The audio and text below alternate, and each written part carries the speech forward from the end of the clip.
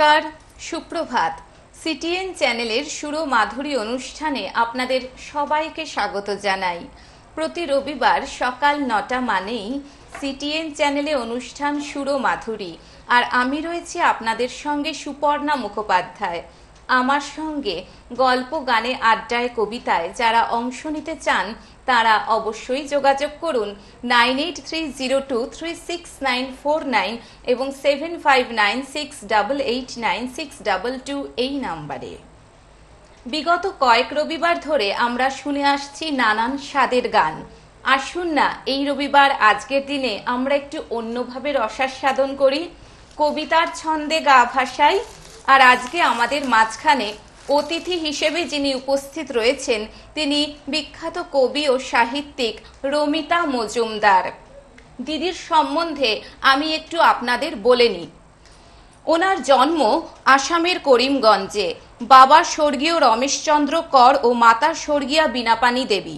তিনি দর্শন শাস্ত্রে সাম্মানিক সহ বিএ পাশ করেন প্রথম শ্রেণীতে এবং এমএ পাশ করেন কৃতিত্বের সঙ্গে।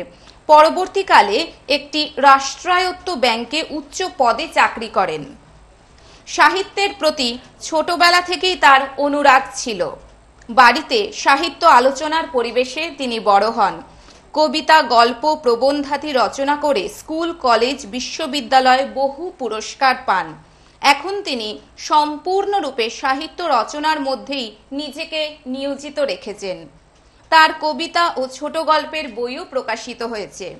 ইদানিং কালের মধ্যে তিনি মহাবঙ্গ সাহিত্য পরিষদ, বঙ্গীয় সাহিত্য পরিষদ, বুলবুল ইত্যাদি বিভিন্ন সংস্থা থেকে বহু পুরস্কারে ভূষিত হয়েছেন। অতি সম্প্রতি তিনি কবিতার কাগজ সংস্থার তরফ থেকে বনলতা পুরস্কারে ভূষিত ও সংবর্ধিত হন। তিনি মূলত আসাম তথা গৌহাটির কবি। তার অনেক কবিতা অসমিয়া এবং অন্যান্য ভাষায় অনুদিত হয়েছে। তিনি ইংরেজি ভাষায়ও কবিতা, প্রবন্ধাদি রচনা করেন। উর্দু কবিতার অনুবাদও করে থাকেন। ইংরেজি সাহিত্যও অনুবাদ করেন। বর্তমানে তিনি স্বামী ও একমাত্র পুত্রকে নিয়ে কলকাতায় বসবাস করেন। আসুন এবার এই গুণী মানুষটির সঙ্গে আলাপ পর্বটা আমরা সেরেই ফেলি। রমিতা মজুমদার, বিখ্যাত কবি ও সাহিত্যিক রমিতা মজুমদার। নমস্কার দিদি, স্বাগত জানাচ্ছি আপনাকে আজ আমাদের এই স্টুডিওতে। নমস্কার, আমারও খুব ভালো লাগছে এখানে এসে, খুব আনন্দ পাচ্ছি এবং সুপর্ণা মুখোপাধ্যায়ের জন্য আজকে এই প্ল্যাটফর্মটা পেয়েছি, সেই জন্য আমার খুবই আনন্দ লাগছে। এই প্ল্যাটফর্মটাই খুঁজছিলাম এত বছর ধরে, তাই সুপর্ণার মাধ্যমে এটা পেলাম আর কি, তার জন্য আমি খুব আনন্দিত। যাই হোক, এখানে আসতে পেরে আপনি আনন্দিত এবং খুশি, তাই তো? এটাই আমাদের সবারই খুব ভালো লাগছে। আচ্ছা দিদি, তোমার কাছ থেকে এটা আমার একটু জানতে ইচ্ছা করছে যে এই যে কবিতা লেখার এই যে অনুপ্রেরণা, এটা তুমি কার কাছ থেকে পেয়েছো? এটা আমি আমার মার কাছ থেকে পেয়েছি। আমি মাকে 10 বছর বয়সে হারিয়েছি, কিন্তু 6-7 বছর বয়সেই দেখতাম মায়ের আলমারিতে অনেক বই আর কি, শরৎচন্দ্র, রবীন্দ্রনাথ, শ্রী চৈতন্য চরিতামৃত, ভাগবত, গীতা ইত্যাদি, রামায়ণ, মহাভারত। তো আমার খুব লোভ হতো যদি আমি পড়তে পারতাম, কিন্তু আমি তখন অতটা পড়তে পারতাম না, তো ছোটো ছিলাম। মাকে বলতাম, মা গল্প বলো। মা প্রহ্লাদ, ধ্রুবর গল্প বলতেন। তো সেই গল্প শুনে শুনে এত আনন্দ লাগতো মনে, যে সেগুলো মনে দাগ কেটে বসে যেত। আর সেই থেকে আমার একটা আকর্ষণ যে ওই বইগুলো আমাকে পড়তে হবে। তারপরে মাকে হারালাম। তারপরে আমার বড় 2 দিদি ছিল, দিদিরাও সাহিত্য নারকী ছিল। মেজদি খুব রিসাইটেশন করতো, ওই আমাকে খাতা দিয়ে বলতো, তুই লিখে যা, তোর যেরকম ইচ্ছা হয় মনে তুই লিখে যা। সেই থেকেই আর কি লেখাটিকে শুরু করেছিলাম। তখন ভাবিনি যে এই জায়গায় আসবো। তারপরে নানান পড়াশোনা, চাকরি বাকরি, সংসার এইসব করে তার মধ্যেও বড় হয়েও লিখেছি অনেক কবিতা, গল্প, উপন্যাস, ছোট গল্প। তো কলেজে টলেজে তো প্রাইজ পেয়েছি, সেটা বললে তুমি। আর এখনও এখন অবসর জীবন, এখন সম্পূর্ণরূপেই আর কি আমি কবিতাতে, সাহিত্যের সঙ্গে জড়িয়ে থাকতে চাইছি। বাহ, খুব ভালো। আচ্ছা, এরপরে দিদি আমরা চলে যাই বরং তোমার যে রিসেন্ট যে কবিতার বইটা বেরিয়েছে, সেই বইটা রেনেসা আর হবে না, একটু ফোকাস করা হোক এই বইটার দিকে। ওনার এটা সম্প্রতি এই কবিতার বইটা প্রকাশ পেয়েছে, রেনেসা আর হবে না।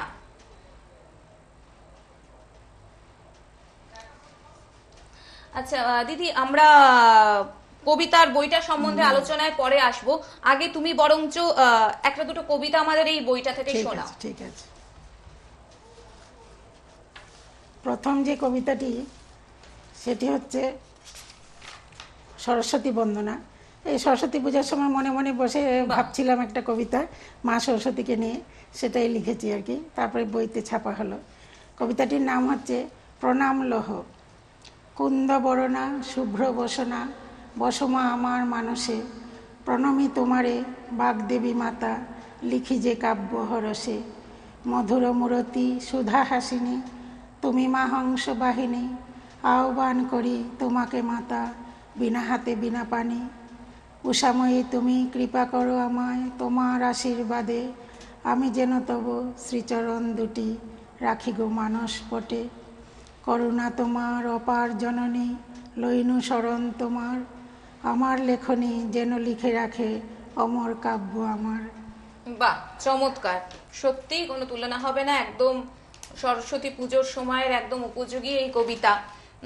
আচ্ছা দিদি, তোমার এই যে রেনেসা আর হবে না, এই যে রিসেন্ট বইটা, এই বইটা কোথা থেকে বেরিয়েছে? এটা কলেজ রো পাবলিকেশন, পাঠক পাবলিকেশন, 36A কলেজ রোড থেকে বাড়ি। পাঠক পাবলিকেশন তো।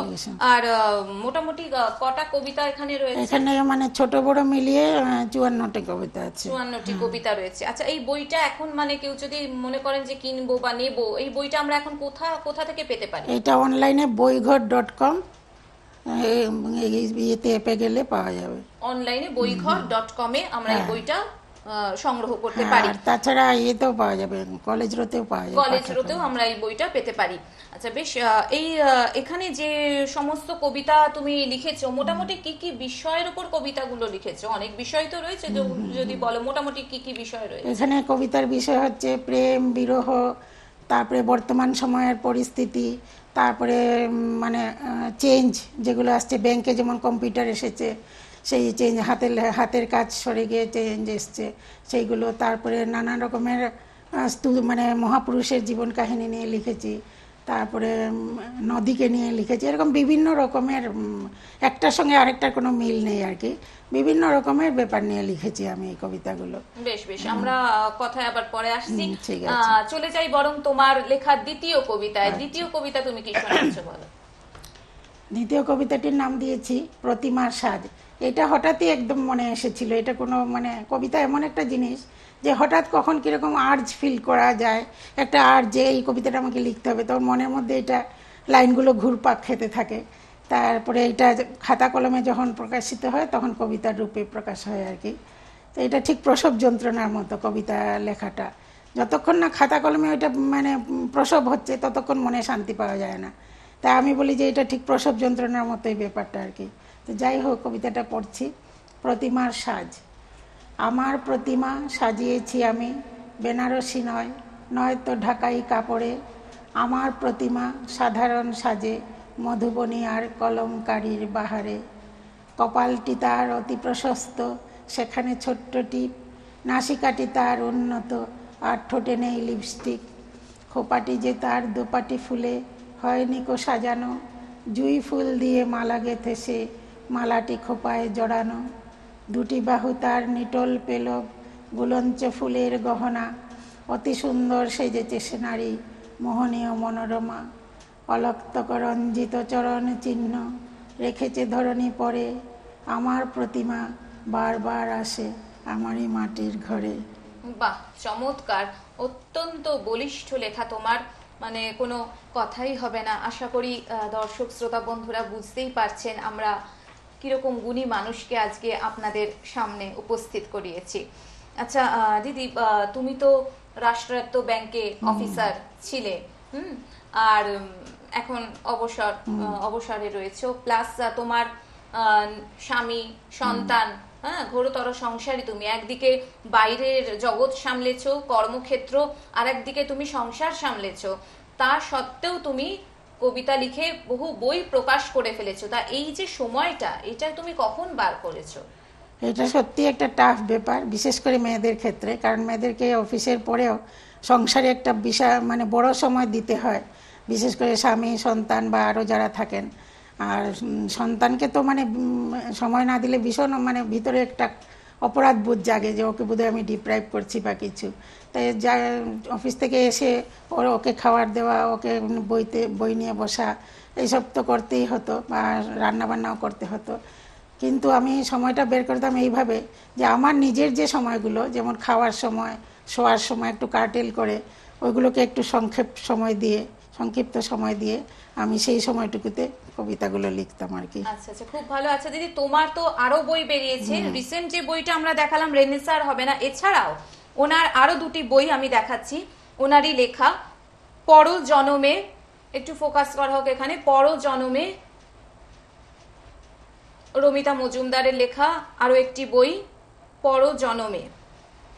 এছাড়াও রয়েছে আরো আরেকখানি বই, জবা কুসুম। জবা কুসুম উনি লিখেছেন। আচ্ছা, এগুলি কি মূলত কবিতারই বই, তাই তো? না, এগুলো ছোট গল্পের বই। ছোট গল্প। এটা এই যে পরজন্মে বইটা ছোট গল্পের, ছোট গল্পের 5টি ছোট গল্প আছে 5জন নারীকে নিয়ে, বা 5জন নারীকে নিয়ে 5টি ছোট গল্পের উপরে। এটা তো মনে হচ্ছে এটা বেরিয়েছে কোথা থেকে? অসীমা প্রকাশনী। অসীমা প্রকাশনী। আর এইটা জবা কুসুমটা কিসের উপরে? এটাও ছোট গল্প, একটা বড় গল্প আছে আর একটা ছোট গল্প। এটা প্রিয় শিল্প প্রকাশন থেকে, প্রিয় শিল্প প্রকাশন থেকে বেরিয়েছে। জবা কুসুম, পরজন্মে, এইগুলি হচ্ছে আপনার ছোট গল্প, ছোট গল্পের বই। আর এইটা হচ্ছে যেটা সম্প্রতি বেরিয়েছে, রেনেসা আর হবে না, কবিতার বই। বা খুব ভালো। আচ্ছা দিদি, এরপরে তুমি পরবর্তী কবিতা, তোমারই লেখা পরবর্তী কবিতা কি শোনাচ্ছ বলো? কবিতাটি হচ্ছে সন্ধেবেলায় রবীন্দ্রনাথ। তো এইগুলো হঠাৎ করে মনে এসে যায় এক একটা, যেমন 25শে বৈশাখের সময় যে রবীন্দ্রনাথকে নিয়ে অন্যরকমভাবে লিখি একটা কবিতা, তাই এটা লিখেছিলাম। সন্ধেবেলায় রবীন্দ্রনাথ। বড় জানতে ইচ্ছে করে এখনো কি আছে সেই সন্ধেগুলো তেমনি মায়াময়, নাকি হারিয়ে গেছে যেমন করে পাগলি নদী হারিয়ে যায় বনের পথে যেতে। মনে পড়ে সারাদিনের কর্মযোগের শেষে কত যে প্রাণ জড়িয়েছিল সন্ধের মজলিসে, কত আবেগ, কত কথা, গল্প, কত আকর্ষণ। সন্ধেবেলায় রবীন্দ্রনাথ কত নানা রকম। কেউ গাইবে না পেয়ে তোমার দেখা, একা একা দিন যে আমার কাটে না রে।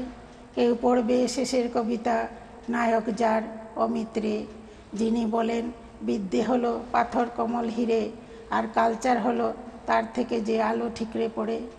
কারো কণ্ঠে সঞ্চয়িতা, আমি পরাণের সাথে খেলিব আজকে মরণ খেলা। কেউ বা অভিনয়ে কমলিকা, লাবণ্য বা শ্যামা, চিত্রাঙ্গদা। কেউ বলতো রবীন্দ্রনাথ শুনতে হয় গা এলিয়ে আরামকে দাঁড়ায়, নরম আলোয় বাজবে সে তার মৃদু মূর্ছনায়। আবার কারো পরনে লাল জড়িবুটি শাড়ি, খোপায় গন্ধ ফুলের মালা, নাকে হীরের একটি কুচি। এমনি করেই নানা রবির মালায় সন্ধে যেত ভরে, এমনি করে রবিরই নৈবেদ্যে রবিবাবু হতেন পূজিত। দীর্ঘদিনের শেষে অতীত স্মৃতি মধুর সুরে ডাকে, নতুন দিনের হাসি কলতানে অতীত শুধু অতীত হয়েই থাকে। বাহ, চমৎকার চমৎকার তোমার লেখা, চমৎকার তোমার পরিবেশনা। আচ্ছা দিদি, তোমার জীবনের কোনো স্মরণীয় মুহূর্ত বা স্মরণীয় ঘটনা যদি একটু আমাদের সাথে তুমি শেয়ার করো। স্মরণীয় ঘটনা অনেকগুলোই আছে। তো সবকটা ঘটনার মধ্যে আমার একটি ঘটনা সাংঘাতিক উজ্জ্বল বলে আজকে পর্যন্ত আমি মানি, এবং আমার মানে সেই ঘটনাটি মানে আমার মনে একদম চিরজাগরুক হয়ে রয়েছে। ঘটনাটি হচ্ছে কেসি দাস রসগোল্লা, তাদের বাড়ি থেকে আমি আমন্ত্রণ পেয়েছিলাম। মানে কতখানি ভাগ্যের ব্যাপার এটা। তার মাধ্যম ছিল একটা চিঠি লিখেছিলাম আজকালে, তার পরিপ্রেক্ষিতেই। তো চিঠিটা কি পড়বো? হ্যাঁ, চিঠিটা।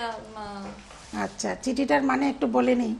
চিঠিটা হয়েছে, একদিন আজকাল খুলে দেখলাম যে নিচের দিকে অনেকটা বড় জায়গা নিয়ে একটা আর্টিকেল লেখা আছে। মঞ্জুলিকা দাস হচ্ছেন কেসি দাস রসগোল্লার ডিরেক্টর। তো ওনাকে নিয়ে সাংবাদিক লিখেছে যে মঞ্জুলিকা দি একটা নতুন ধরনের মিষ্টি আবিষ্কার করেছেন, নারকেলের চিড়ে আর নারকেলের জিরে। এটি ওনার মন থেকে আবিষ্কার করেছেন, এবং কাঁচা কলার পান্তুয়া। তো নারকেলের চিড়ে মানে নারকেলটাকে এত সুন্দর করে কেটে চিড়ের শেপ দেওয়া হয় আর জিরের শেপ দেওয়া হয়, এটা মানে সাংঘাতিক একটা কারুশিল্প।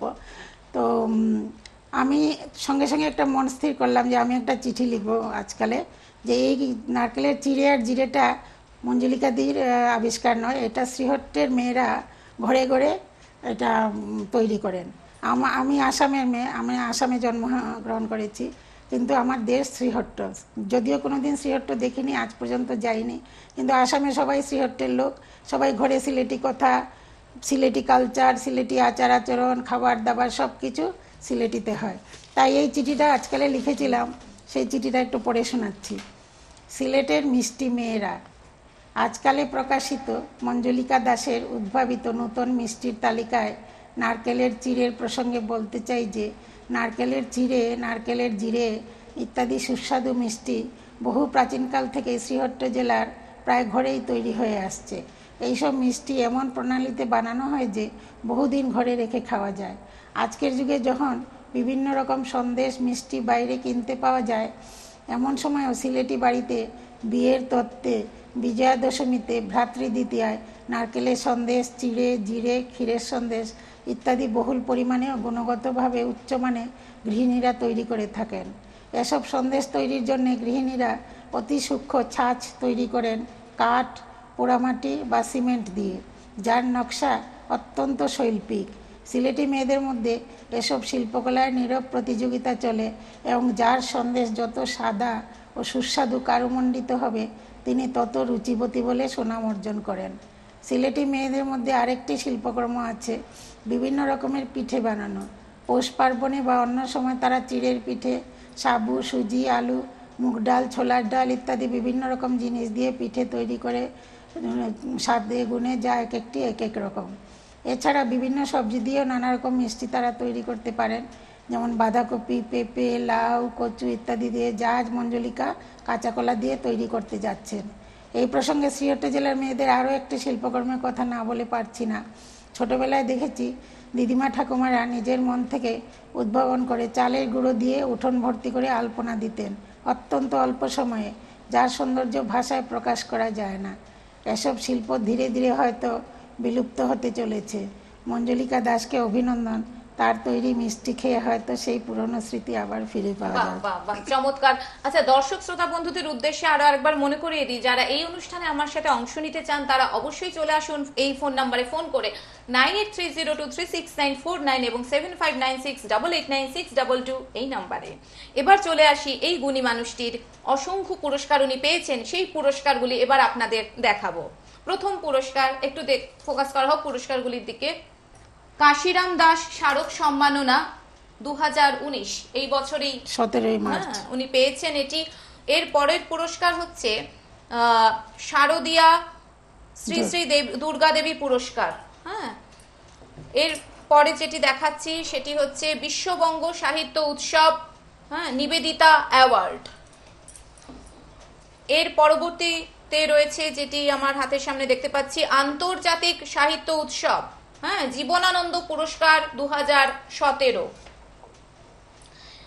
এরপরে রয়েছে কবি প্রণাম সম্মাননা, এটি রয়েছে কবি প্রণাম সম্মাননা মহাবঙ্গ সাহিত্য পরিষদ এবং মাদার পাবলিশিং। এটি হচ্ছে এই পুরস্কারটি আন্তর্জাতিক সাহিত্য সম্মেলন সাহিত্য সম্প্রীতি পুরস্কার। এর পরের পুরস্কার আন্তর্জাতিক সাহিত্য সম্মেলন বঙ্গবন্ধু পুরস্কার 2017। গুণী মানুষের সঙ্গে সময় কাটাতেও সত্যিই খুব ভালো লাগে। আশা করি আজকের সকালটা আপনাদের সবার সত্যিই খুব ভালো কাটছে। আচ্ছা দিদি, সময় নষ্ট না করে, আমাদের হাতে তো সময় খুব অল্প, তুমি একটা কবিতা বলে যদি আজকের অনুষ্ঠান আমরা শেষ করি, দেখি এই সময়ের মধ্যে যে কথা আমরা করতে পারি। একটা তোমার পছন্দ মতন তোমারই লেখা এই নতুন বইটা থেকে একটা কবিতা যদি তুমি বলো। কবি জীবনানন্দ দাশকে নিয়ে লিখেছিলাম কবিতাটা। রইল পরে বনলতা, রইল প্রিয় বাংলা, রইল ধানসিঁড়ি আর রইল শঙ্খচিল। হঠাৎ হলো ইন্দ্রপতন, সাহিত্যে বাংলার অন্তিম নিঃশ্বাস, ট্রাম লাইনে শেষ। নিছকে কি দুর্ঘটনা, নয়তো আত্মহনন? প্রশ্ন জাগে মনে। আদরের কবি বাংলার চলে গেলে কোন অভিমানে?